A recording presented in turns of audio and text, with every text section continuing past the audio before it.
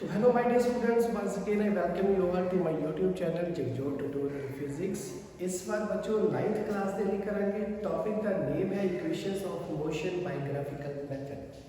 Graphical method ਦੇ ਨਾਲ ਜੋ ਇਕੁਏਸ਼ਨਸ ਨੇ ਜੋ ਤੁਸੀਂ ਬੋਰਡ ਦੇ ਉੱਪਰ ਲਿਖੀਆਂ ਹੋਈਆਂ ਨੇ ਉਹ ਆਪਾਂ ਸੋਲਵ ਕਰਨਾ ਹੈ। ਬੜੀਆਂ ਸਿੰਪਲ ਨੇ, ਬੜੀਆਂ ਈਜ਼ੀ ਨੇ, ਪਰ ਜੋ ਇਹਨਾਂ ਦੇ ਵਿੱਚ ਆਪਾਂ ਨੇਮ ਵਗੈਰਾ ਲਿਖੇ ਨਾ, ਜੋ ਵਰਡਸ ਯੂਜ਼ ਕੀਤੇ ਹੈ, ਇਹਨਾਂ ਦਾ ਕੋਈ ਮਤਲਬ ਆ ਉਹ ਸਮਝਣਾ ਸੀ ਕਿ ਉਹ ਕਿਹੜੀ ਚੀਜ਼ ਕੀ ਹੈ। तो जो आप उन्होंने चीज़ों को न्यूमेरिकल्स के फिल करांगे सीधे आंसर है, कुछ डिफिकल्टी नहीं है। तो बड़े ध्यान के नाल सुनना, बड़े ध्यान के नाल समझना और आप इस टॉपिक को शुरू करते हैं। ओके, तो स्टार्ट जो आप इस टॉपिक को करते हैं, सब तो पहले नंबर कंडीशन की है, motion is along a straight line with uniform acceleration. एक कंडीशन जरूरी है कि बॉडी स्ट्रेट लाइन से चलती हो, जिहदे ऊपर मैं इक्वेशन लगाऊंगा वो गड्डी एक साइड में जाती है, सीधी जाती है। सीधी जाती क्यों दसिया, क्यों क्या? क्योंकि जो कभी बॉडी सीधी जाती होगी, सेम स्पीड में जाती होगी, तो ही आप रेस लगातार बढ़ा सकते हैं। टाइम अपनी मर्जी नाल चलेगा, वो तेज हौली नहीं होंदा। वो अकॉर्डिंगली जो मैं स्पीड बढ़ावांगा, टाइम बढ़िया, मान लो जो मैं टाइम शुरू किया, टाइम t इक्वल्स टू 0 है,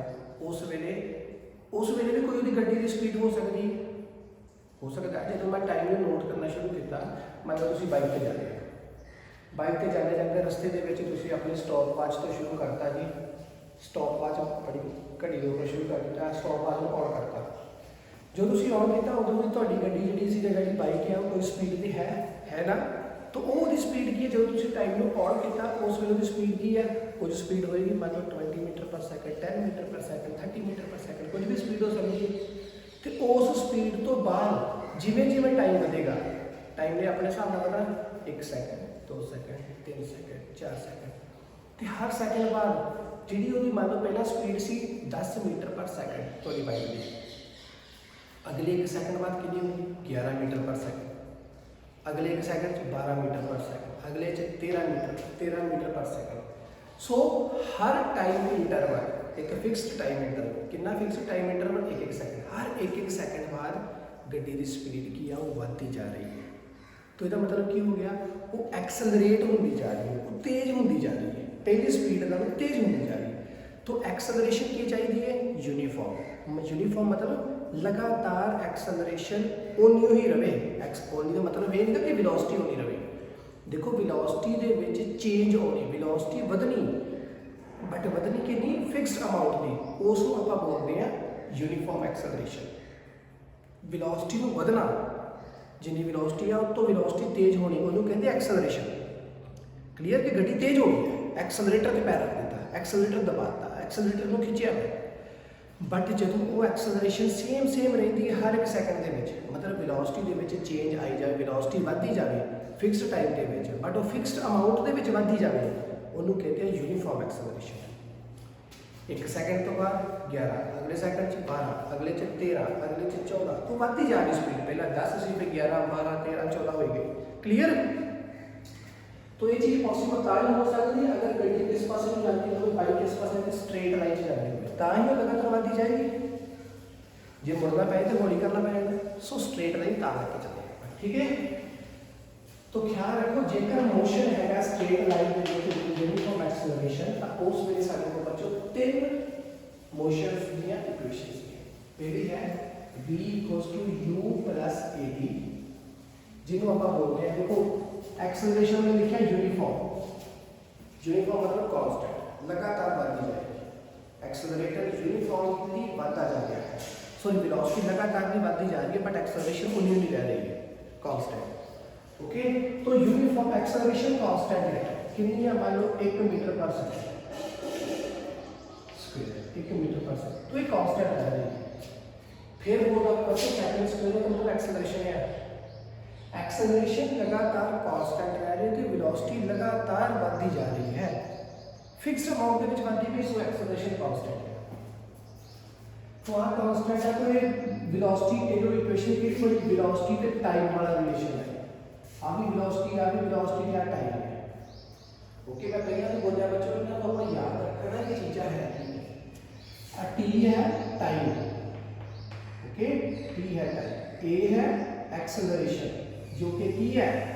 यूनिफॉर्म। बच्चों जो ये इक्वेशन ताई लगा सकते हैं अगर यूनिफॉर्म एक्सेलरेशन गिवन हो तो स्ट्रेट लाइन च गिवन हो इक्वेशन लगती, अदरवाइज इक्वेशन नहीं लिखने देती। क्वेश्चन है कि ध्यान से क्वेश्चन को समझना, ਉਹਦੇ ਵਿੱਚ यूनिफॉर्म एक्सेलरेशन ऑलरेडी गिवन होएगा थ्रू दी लाइन क्लास ਦੇ ਵਿੱਚ जो क्वेश्चन होगा। तो u है बच्चों इनिशियल वेलोसिटी, u है इनिशियल वेलोसिटी कि पहला वेलोसिटी कितनी है जब मैं स्टॉप वॉच में ऑन करता तुसी बाइक पे चलते चलते, तो v है फाइनल वेलोसिटी। ओके, तो एलिमेंट क्लियर है, v है और वेलोसिटी कितनी है इक्वल्स पहला वेलोसिटी कितनी है प्लस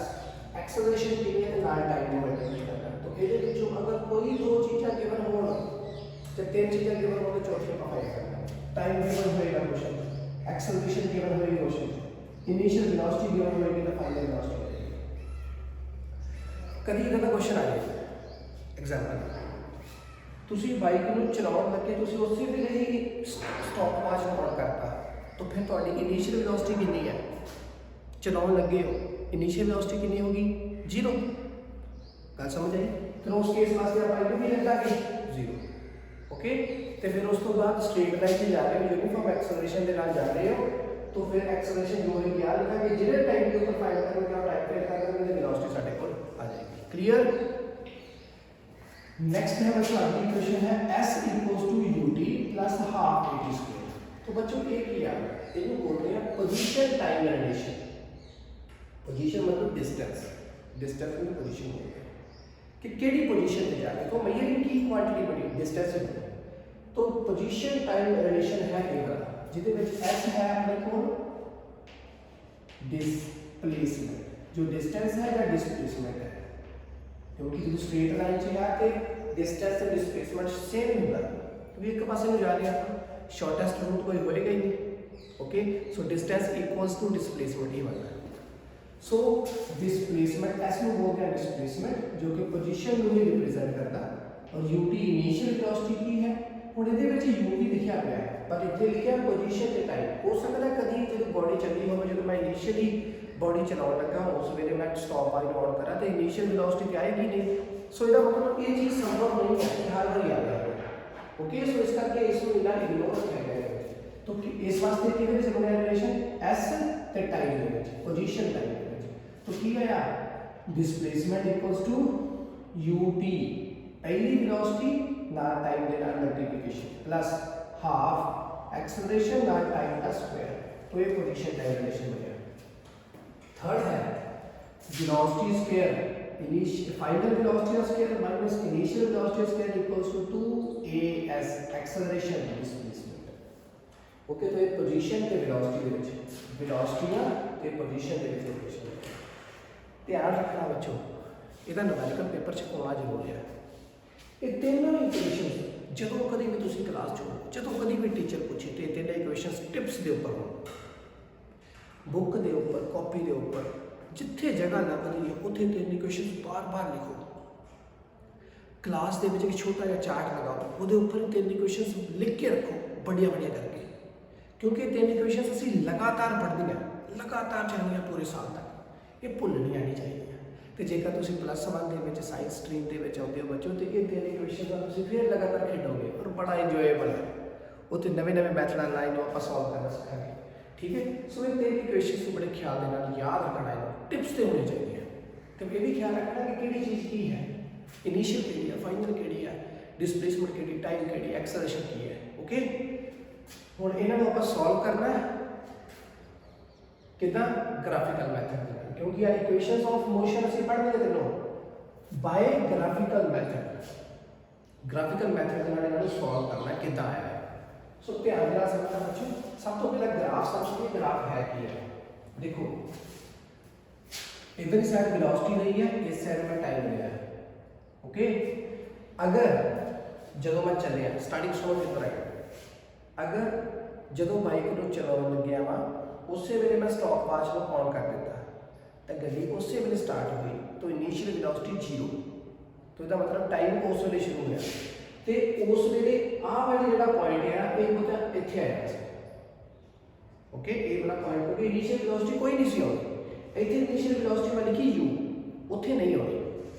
ओके इत्थे किद्दां आउणी है ते फिर उदों क्यों नहीं आउणी वो ध्यान नाल समझदे आपां देखो इत्थे जो कंडीशन है उहदे विच की है कि टाइम बढ़ता जा रहा है तो कोई बॉडी है वो वेलोसिटी है बच्चों u तो u ही लगातार रही है लगातार टाइम बढ़ता गया तो बॉडी की वेलोसिटी लगातार u ही है तो बच्चों उस केस में आप की कहांगे कि वेलोसिटी की रह रही है सेम टाइम बढ़ता गया वेलोसिटी रह रही है सेम इन्नी वेलोसिटी आ लाइन जा रही है तो स्ट्रेट लाइन जाती होगी 10 की तो आप ग्राफा ने पढ़िया सी कि वेलोसिटी सेम रह रही है टाइम के साथ तो इसका मतलब की है कि बॉडी सेम स्पीड में जा रही है बट इतने की चाहिए बॉडी की स्पीड इंक्रीज होनी चाहिए तो यूनिफॉर्म एक्सेलरेशन चाहिए तो बॉडी यूनिफॉर्मली बढ़ती जाए स्पीड उसकी बढ़ती जाए ओके तो वो केस की होएगा कि आप की स्टार्ट किया कि जब मैं टाइम को ऑन किया इतने टाइम की है t = 0 ओके जो मैं टाइम को ऑन किया मतलब कंडीशन की है कि गड्डी जा रही है बाइक जा रही है थोड़ी जाते जाते तुम रस्ते में उसका स्टॉप वाच जी उसको ऑन करना है जो स्टॉप वाच उसे ऑन करता तो फिर की होया उदों टाइम शुरू होया उदों की कोई ना कोई वेलोसिटी होए क्योंकि इससे तो वेलोसिटी इधर होना तो वेलोसिटी कोई ना कोई होगी की वेलोसिटी अभी इतनी है इतनी वेलोसिटी ਉਹਦੇ ਵਿੱਚ ਪਹਿਲਾਂ ही है उसमें इथों तक तो मैं इसमें फिर केस लेके चले ऐसे पीछे भी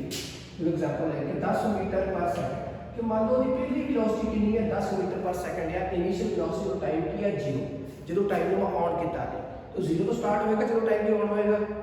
ओके तो टाइम की हो गया 0 उस तो बाद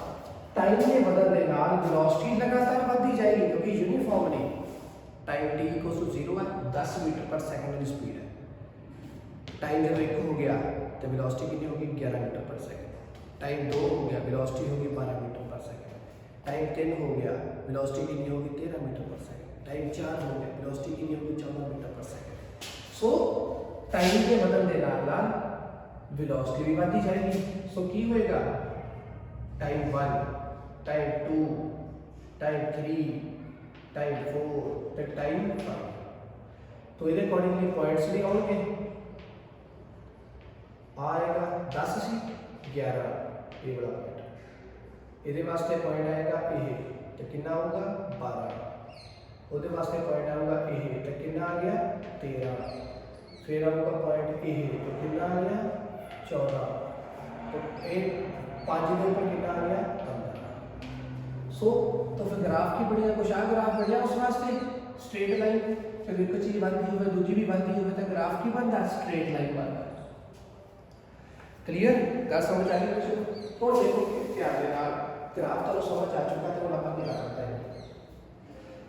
सब तो पहले बताते हैं रिलेशन वेलोसिटी टाइम रिलेशन मतलब आ वाला रिलेशन से करवा के पड़ता है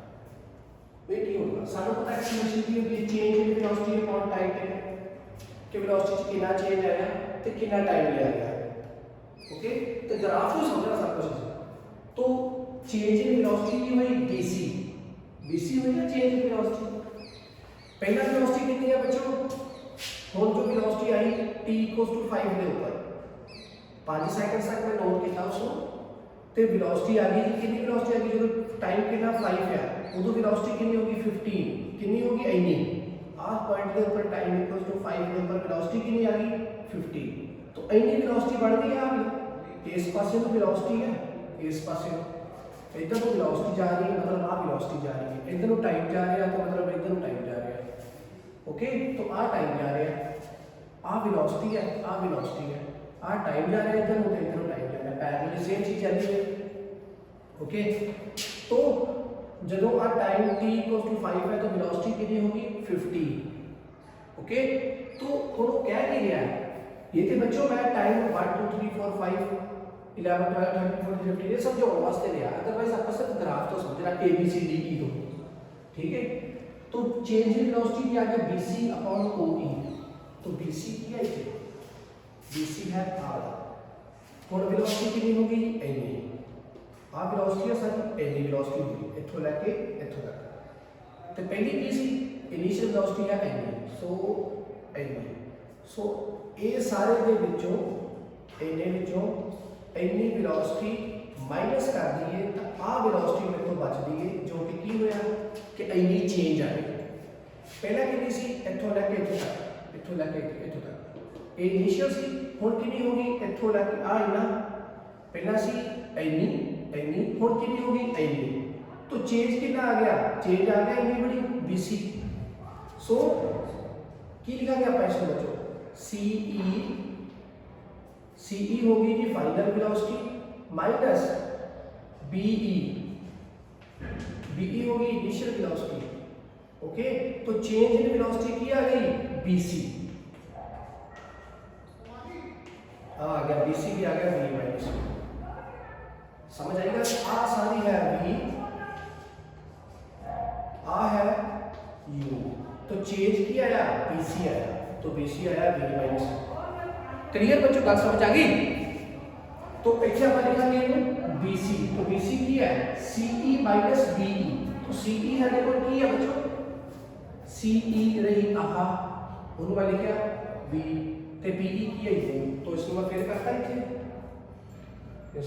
OE की है टाइम टेकन, टाइम कितना लिया गया, टाइम इथों लेके इधर तक लिया गया, इथों लेके इधर तक टाइम गया, टाइम इधर हुआ ना, तो टाइम आया OE, तो कितना आ गया OE, तो टाइम है इस पासे में, टाइम है ना इस पासे में, तो इनको नीचे लिख देता टाइम T। ओके, तो V minus U upon T आ गया। क्लियर है ना सब लोग। तो ये आ गया बच्चों, फिर अपन करना V minus U upon T equals to A acceleration है, तो AT एक पासे हो गया, V माइनस U एक पासे हो गया, तो इधर में जो फाइंड कर लिया, तो V A वाला इधर ले लो, आ चीज इधर ले लो, तो आ इधर आया की हो गया माइनस V, माइनस U उधर ऑलरेडी है, तो A उधर जाएगा की बन गया माइनस KT, माइनस माइनस सारा जो कॉमन में काट देता, तो की रह गया V equals to U plus KT। Okay, कितना की टाइम पास करना, माइनस इधर हो गया, इधर माइनस कॉमन काट लिया, तो की बन गया माइनस का माइनस चला गया, तो क्या होगा V equals to U plus KT। तो आ रिलेशन, तो इसको बाद बच्चों नेक्स्ट है साडे कोल पोजीशन टाइम दा, पोजीशन ते टाइम के विच की रिलेशन, ਹੁਣ ਇਹਨੂੰ ਧਿਆਨ ਨਾਲ ਸਮਝਣਾ। ਸਾਨੂੰ ਪਤਾ ਸੀ ਬੇਟਾ, ਆਪਾਂ ਪਿਛਲੀ ਵੀਡੀਓਜ਼ ਦੇ ਵਿੱਚ ਸਮਝ ਚੁੱਕੇ ਹਾਂ ਕਿ ਵੈਲੋਸਿਟੀ ਔਰ ਟਾਈਮ ਦੇ ਵਿਚਕਾਰ ਅਗਰ ਗ੍ਰਾਫ ਹੋਵੇ ਤਾਂ ਆਪਾਂ ਪੋਜੀਸ਼ਨ ਜਾਂ ਡਿਸਪਲੇਸਮੈਂਟ ਪੜ੍ਹ ਚੁੱਕੇ ਹਾਂ ਨਾ। ਪੋਜੀਸ਼ਨ ਕੀ ਹੈ, ਇੱਕ ਕਿਸਮ ਦੀ ਡਿਸਪਲੇਸਮੈਂਟ ਹੀ ਹੈ। तो डिस्प्लेसमेंट की होंगी है, जो अगर फाइंड करना हो तो डिस्प्लेसमेंट सानू पता है, डिस्प्लेसमेंट इक्वल्स टू या distance equals to velocity into time, दोवां दी मल्टीप्लिकेशन। तो इसका मतलब की सी कि वेलोसिटी और टाइम के विचकार जिहड़ा ग्राफ होवे उहदे अंदर जिन्ना एरिया है वो सारा सारा की बनदा डिस्प्लेसमेंट या डिस्टेंस। ओके, पढ़िया सी आपां distance equals to velocity into time. तो डिस्टेंस वो की हुंदा है, इन्हां दोहां की मल्टीप्लिकेशन, मतलब जितना वेलोसिटी होवे जितना टाइम होवे वो सारा मल्टीप्लाई करता है। तो डिस्टेंस या डिस्प्लेसमेंट की बनती है area under VT graph, V और T के ग्राफ के विचकार जो एरिया होगा उसको आप बोलते हैं डिस्प्लेसमेंट या डिस्टेंस, क्योंकि इथे डिस्टेंस और डिस्प्लेसमेंट सेम ही है, क्योंकि स्ट्रेट लाइन पाथ है, एक तो पास में जा रहे हैं। तो सानू की पता बच्चों, we know that distance traveled by an object in a velocity time graph is obtained by the area under the graph OACBEO। तो की होया OACBEO, तो आ जितना एरिया है ये सारा सारा बच्चों की होगा डिस्प्लेसमेंट। ओके, गल समझ आ गई, ये सारा सारा एरिया की बनूंगा डिस्प्लेसमेंट। ख्याल रखने की चीज होगा, अगर बच्चों इनिशियल वेलोसिटी ना होती, जब मैं पहला अपनी गल शुरू की थी, अगर इनिशियल वेलोसिटी होती ही ना तो फिर की चीज़ होनी थी, जो गड्डी चली है उस वे मैं टाइम नोट किया, तो उस वे साढ़े को आएगा, जो उस वे टाइम नोट किया तो उस वे इनिशियल वेलोसिटी कोई होएगी, गड्डी चली है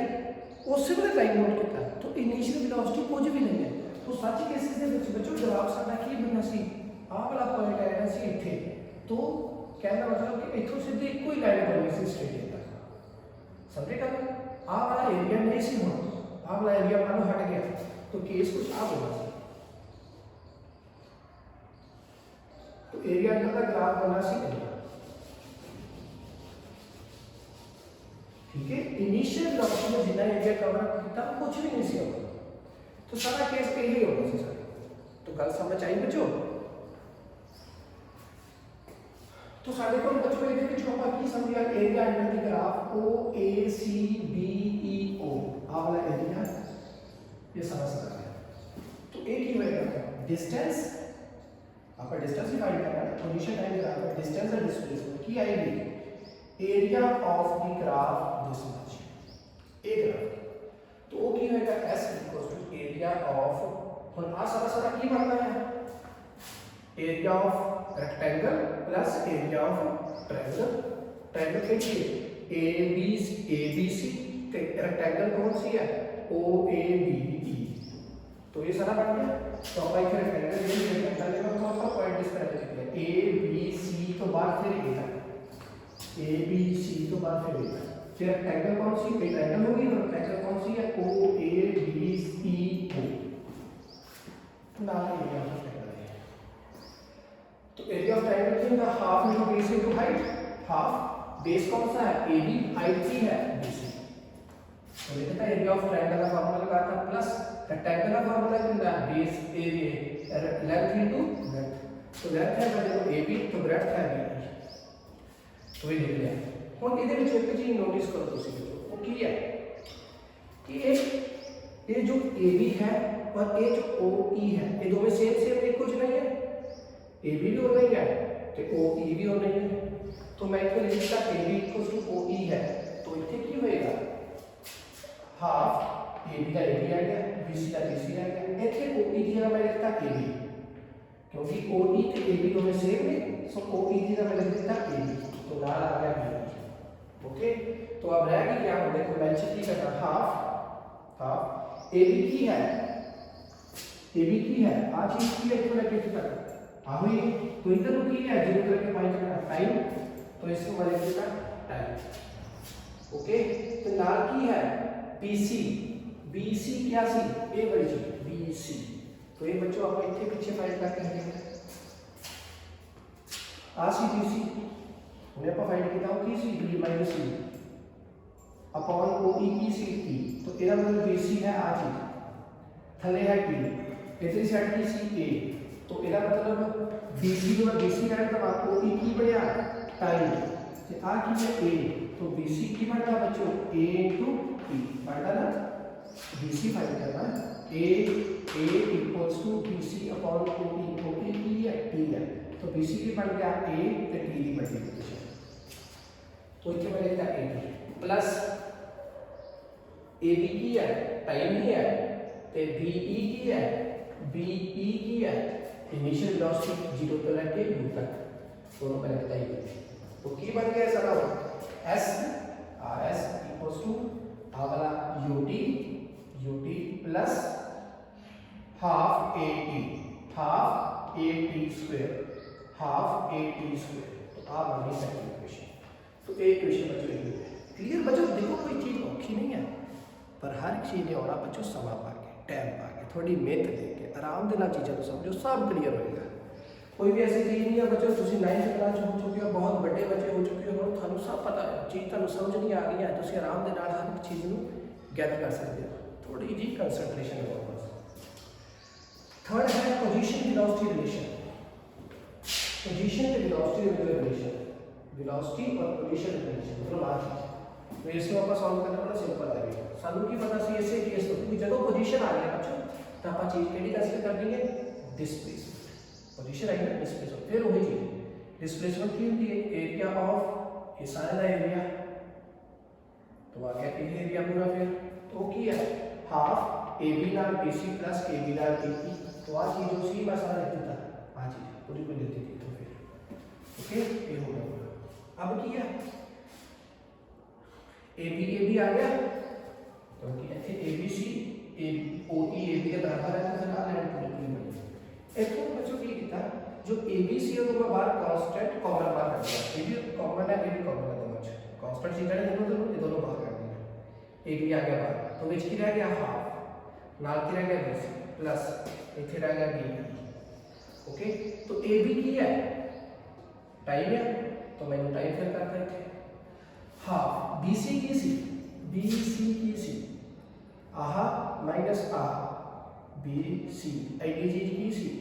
आ सारी चीज माइनस आ चीज तो एक ही बन गया V माइनस U ते BE की है U BE एक ही सी U सी इतना लगे तक का U बढ़िया इतना लगे तक का आ वाली चीज पूरी मेरी V बनी तो U आ बढ़िया तो ये बन गया देखो U ओके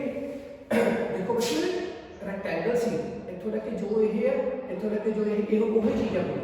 बट इथे ये पॉइंट पर पहुंच गया सो ਇਹਦੇ ਵਾਸਤੇ v ਆਪਾਂ ਆ ਨਹੀਂ ਲੈਣੀ v ਆਪਾਂ ਲਵਾਂਗੇ ਇਥੋਂ ਲੈ ਕੇ ਆ ਚੀਜ਼ ਕਿਉਂਕਿ ਉਸ ਟਾਈਮ ਤੇ v ਕੀ ਹੈ ਹੈਗਾ ਉਹਨਾਂ ਹੀ ਹੈ ਇਹ ਜਿੰਨਾ ਆਹ ਹੈ ਉਹਨਾਂ ਹੀ ਇਹ ਹੈ ਓਕੇ ਕੋਈ ਫਰਕ ਨਹੀਂ ਇਹਦੇ ਚ ਬਸ ਆਪਾਂ v ਇਹਨੂੰ ਲੈਣਾ ਕਿਉਂਕਿ ਇੰਨੇ ਟਾਈਮ ਦੇ ਉੱਪਰ ਵੈਲੋਸਿਟੀ ਆ ਰਹੀ ਹੈ ਕਿੰਨਾ ਪੁਆਇੰਟ ਇੰਨੇ ਵਾਲਾ ਤੂੰ ਸਮਝਣ ਦਾ ਤਰੀਕਾ ਹੈ ਸਮਝਣ ਵਾਲੇ ਕੋਲ ਹੋਣੀ तो ਕੀ ਆ ਗਿਆ u okay half v minus u plus u फिर कर दो मेरा बच्चों जो आ u है वो u आया जो आ v है वो v आया क्योंकि इधर के पास v है चलन गया या u है चलन गया u इथों तक रहेगा आ v रहेगा इथों लगे इथों लगे इथों तक तो चेंज इन वेलोसिटी की होगी आ सारी v माइनस u आ चेंज आ गई वेलोसिटी इतना फर्क आ गया तो मैं BC ने लग देता V माइनस U तो BE की है इतना U है तो U फिर अगे की हो गया S फिर वो चीज T है T फिर कर देता इन्हें दोनों को मैं ओपन करता ब्रैकेट के नाल तो half V minus half U open कर देती प्लस की है U तो की रह गया हाफ V है तो हाफ U है तो मगर इधर मतलब इतने की है हाफ U है तो ये हाफ फुल U है या हाफ U है तो आ 1 ਦੇ ਵਿੱਚੋਂ ਹਾਫ ਗਿਆ ਇਹ 1 u ਹੈ ਨਾ ਇਹਦੇ ਨਾਲ ਇੱਥੇ 1 ਲਗਾ ਹੋਇਆ ਕਿਤਾ ਹੁੰਦਾ 1 ਹੀ ਹੈ 1 u ਮਾਈਨਸ ਹਾਫ u तो ਕੀ ਰਹਿ ਗਿਆ ਹਾਫ u तो t ਆ ਹਾਫ v ਇਹਨਾਂ ਦੋਹਾਂ ਨੂੰ ਮੈਂ ਐਲਸੀਐਮ ਲੈ ਕੇ ਓਪਨ ਕਰ ਦੋ ਜਾਂ ਉਹਦਾ ਮਾਈਨਸ ਕਰ ਦੋ ਪੂਰੇ ਦੇ ਵਿੱਚ ਉਹਦਾ ਗਿਆ तो ਕੀ ਰਹਿ ਗਿਆ ਅੱਧਾ ਰਹਿ ਗਿਆ ਪਲੱਸ 1/2 u ओके फिर मैं 1/2 कॉमन करने में की रह गया v प्लस u ना t है t बारे इस तो बाद देखो की बात है और t की जगह हमने लिखा है v minus u upon a ये कितना लिख सकते हैं अपन इस दो बच्चों अपन लिखेंगे इस इक्वेशन तो इस इक्वेशन को देखिए t की है v माइनस आ इधर आ गया u upon a equals to बनता है ना कितना v माइनस u को ये इक्वल्स टू 80 रह गए थे तो a नीचे आ जाए तो इधर हट गया तो ये बन गया तो मैं t की वैल्यू से फिर कर दिया तो अब क्या रह गया नीचे आ गया 2 इथे है v माइनस u नाल है v प्लस u तो v minus u v plus u ये की बन गया v square minus u square की बन गया a प्लस v नाल a माइनस v तो की होगा a square minus v square तो अब इथे इन वैल्यू इधर लिख देता नाल 2 से 2 इधर रख देता और आ चीज बन गई s v minus u v plus u upon 2a तो ये तो मैं इकट्ठा कर रहा हूं की बन गया इसके माइनस b स्क्वायर का फार्मूला बन गया अपॉन किया गया 2a तो आ 2a चल जाए इधर पास तो की बन गया b square minus u square equals to 2as जो कि है इक्वेशन नंबर 3 पोजीशन वेलोसिटी की इक्वेशन इसी बच्चों तो आप आज करना सी equation of motion by graphical method paper ਦੇ ਵਿੱਚ ਜ਼ਰੂਰ ਆਉਂਦੀ ਹੈ ਜਾਂ ਇਹਦਾ ਨੂਮੈਰੀਕਲ ਜ਼ਰੂਰ ਆਉਂਦਾ ਹੈ ਨੂਮੈਰੀਕਲ ਤੇ ਆਉਣਾ ਹੀ ਆਉਣਾ ਹੈ ਇਹ ਖਿਆਲ ਰੱਖਣਾ ग्राफिकल मेथड ਦੇ ਨਾਲ ਸੋਲਵ ਕਰਨਾ ਵੀ ਆ ਸਕਦਾ ਹੈ सो उम्मीद है थोड़ा आज का लैक्चर से बड़ा पसंद आया होगा लैक्चर पसंद आया होगा तो लैक्चर को शेयर करो ताकि बाकी बच्चे जोड़े वो भी इस वीडियो को देख सकन अपने नियर और डियर लोगों को रैफर करो चैनल पर सबसक्राइब करते रहो आज दिन बस इन्हें खुशहाल रहो पढ़ते रहो पढ़ाते रहो तो लाइफ में की करना है इंजॉय ख्याल रखो अपना कोरोना चल रहा है और स्क्रीन शॉट मारते रहो